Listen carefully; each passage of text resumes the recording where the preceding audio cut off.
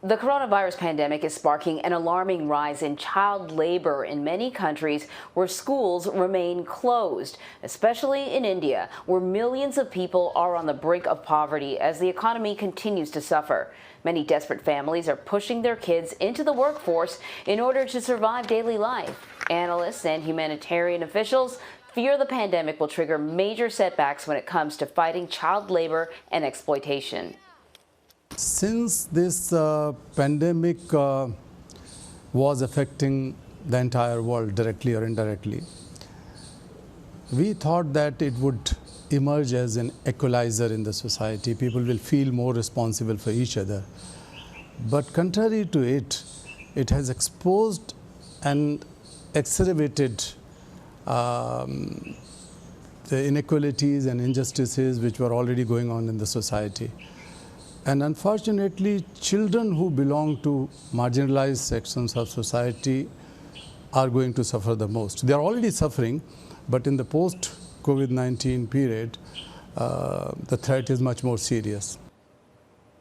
The New York Times dives into this issue by showing how former students in India and other countries are taking dangerous jobs instead of returning to the classroom. So Jeffrey Gettleman co-wrote that article. He's the South Asia Bureau Chief for the New York Times, and he's with us now from New Delhi. Really appreciate your time. The pandemic is impacting everyone's lives all over the world, but some of the people suffering the most are the poorest, especially when it comes to India. So take us through the situation there and just explain, what sort of jobs these children are having to do now. Great. It's nice to see you guys again. So one of the saddest and most frustrating parts of this pandemic is the closure of schools. I'm a parent. There's, millions of parents out there that feel the same way. Their kids are really losing out. In the United States, the conversation is about the shortcomings of virtual learning and how kids are suffering by not having the teachers in front of them, by not socializing. In the developing world, it's more serious conversation, because a lot of kids who were in school are now being put to work. And that's because these families are really suffering economically. Their kids are idle. There is no virtual learning for this boy that you're seeing on the screen. There's very, very limited education happening. And so across India and across the developing world, there's a picture of kids in Indonesia who are painting themselves with this really toxic silver paint and begging at a gas station. Here's a boy in Kenya that's digging for sand in a river. All these kids had been in school. That's the tragedy. And experts tell us that when children drop out of school to work, it's very hard getting them back into school. And in India, you have something like 250 million kids that are out of school right now, more than any other country in the world. Globally, there's something like 800 or 900 million kids who are out of school. And a huge portion of that in the developing world has no access to iPads, to smartphones, to the internet. And they are either at home not doing much, or they're being put to work. And Jeffrey, in your article, you highlight how India already had a child labor problem for years because of the high poverty levels. Just give us a little bit of the historical context, and why are so many children unable to return to school or engage in remote learning right now, like some other parts of the world? So India has a lot of industries. It has a lot of kind of low-tech or medium-tech industries, textile factories, brick factories, cigarette factories. There's a lot of recycling that happens here. You saw those video images of kids sifting through piles, enormous piles of garbage, looking for plastic that they then shake the liquids out and crush down and put into a sack on their back and sell it for a few rupees every pound. This has been going on for years. There's been some horrible accidents in firework factories. Many children are drafted into work, rolling firecrackers and putting in fuses. Quite dangerous work, but the kids are valued for their nimble fingers and ability to roll small items. So this has been happening for years. What's really sad is that there was a lot of progress being made in recent decades of getting kids out of the workforce enforcing these child labor laws. Almost every country in the world has pretty strict laws on the books that say any kid less than 14 or 15 cannot work, especially in a dangerous industry.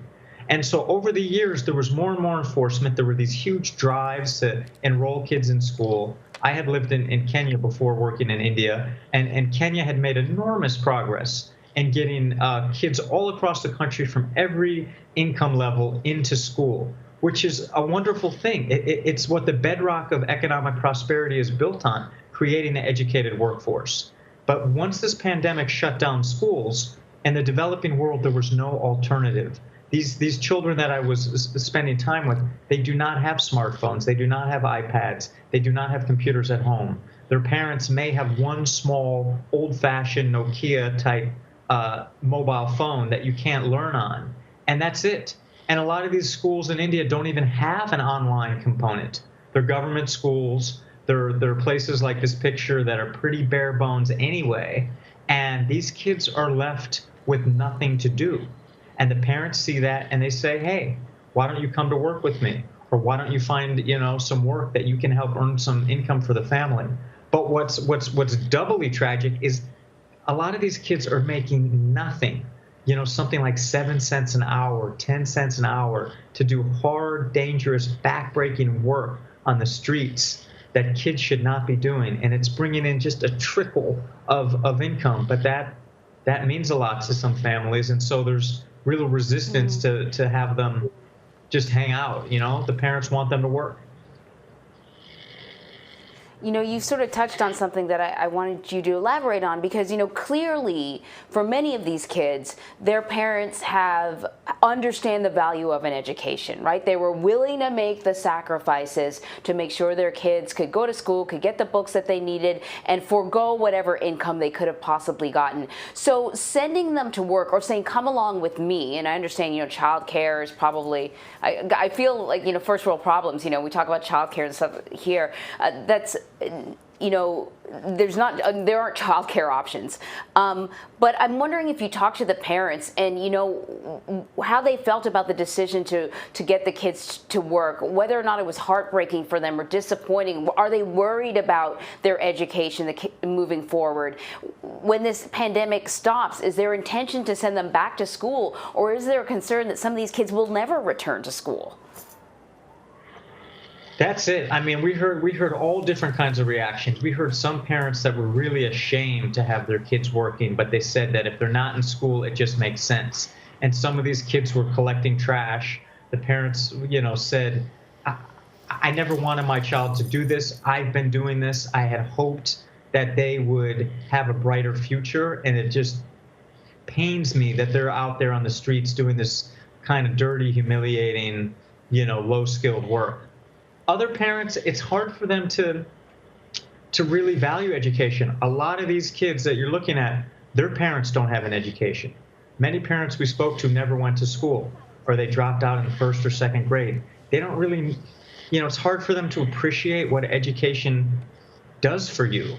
I mean, can any of us, imagine and step back, like what it's like to never have been in a classroom, never be taught to read and write, not to know the joy of opening up a book or learning something new and pushing your mind?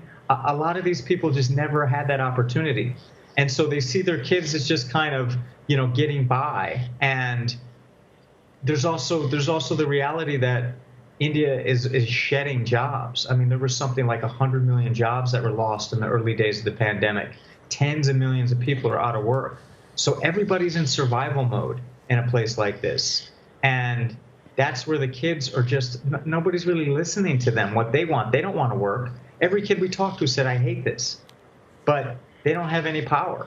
And the governments aren't really consulting the feelings of the kids around the world. They're making the decisions. The adults are making the decisions for the kids. And in a place like India, you now have hundreds of millions of kids on the streets, nothing to do. And it's inevitable that somebody's going to spot that as an opportunity. And one more thing is there are child traffickers. There are labor contractors that are looking for kids to place as tea sellers, as laborers on construction sites, carrying sacks of gravel or sand.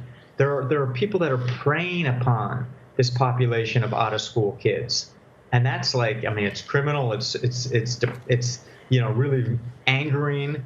But that's what's happening, and the families just feel kind of like they're getting sucked into this vortex, and they don't have any power to stop it. You know, the reporting that you have there, Jeffrey, is just so heartbreaking. And I know it's hard for those of us here in the West to sort of look and say, well, what can be done? Because oftentimes there's very little that can be done. But what have you heard from people who are in power, who can actually affect change there on the ground, even if it's incremental? That's a huge question. I think there are NGOs that are working. There are non-government organizations and aid organizations, both big ones like Save the Children and Oxfam, and all kinds of NGOs that work in the developing world that are trying to help kids. UNICEF is doing very good work and tracking this with a lot of concern, because child labor is just one piece of this. There's also girls who are being forced into marriage. There's also girls who are being forced into prostitution who had been in school, and now they're being scooped up by human traffickers and sent to work at brothels. There's a lot of issues with kids, with malnutrition. A lot of the kids you're looking at now, they would get a meal at school that they don't get at home. They're really poor, and one of the reasons why they like going to school is they were served a meal in the middle of the day. That's gone. So there's just a lot of problems in the developing world about taking kids out of school and keeping them out of school. If people want to help, if people are concerned, if you just do a couple searches of child labor and aid organizations, you'll find an enormous, universe of groups that are trying to help these kids. But it's a bigger picture. It's the poverty. It's the fact that the schools are closed. It's the fact that a lot of these families just don't have many opportunities. Those are deep, fundamental problems in places like India. But that doesn't mean we shouldn't do anything. I mean, that means we should still have some hope. And that's what was really hard working on the story. It's like a lot of these kids just don't have a chance. Like one kid we profiled, really smart kid. His teacher said he had a high IQ. He was a bright student. He had a great vocabulary. The kid wants to be a doctor. And the teacher's like, if he had the right environment at home, he could do it. But he doesn't. Jeffrey Gettleman, we so appreciate your time, and we, of course, always appreciate your reporting. Thank you very much, as always. My pleasure. Thank you.